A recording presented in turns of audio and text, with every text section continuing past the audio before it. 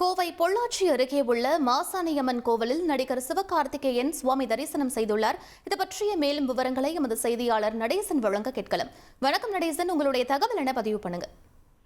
வணக்கம். கோவை மாவட்டம் பொள்ளாச்சி அருகே பிரசித்தி பெற்ற மாசாணியம்மன் கோயில் உள்ளது. இந்த கோவிலில் தற்போது பொள்ளாச்சி சுற்றுவட்டார பகுதிகளில் பராசக்தி என்ற சினிமா படப்பிடிப்பு நடைபெற்று வருகிறது. இந்த சினிமாவில் நடிகர் சிவகார்த்திகேயன் நடித்து வருகிறார். இந்நிலையில் இன்று காலை மாசாணியம்மன் கோயிலுக்கு வந்த சிவகார்த்திகேயன் மாசாணியம்மன் கோயிலில் வந்து சாமி தரிசனம் செய்தார். அவருக்கு கோவில் சார்பில் பிரசாதத்தை வழங்கப்பட்டது. நடிகர் சிவகார்த்திகேயனை கண்ட பொதுமக்கள் சிவகார்த்திகேயனுடன் போட்டோ மற்றும் செல்பி எடுத்துக் கொண்டனர்.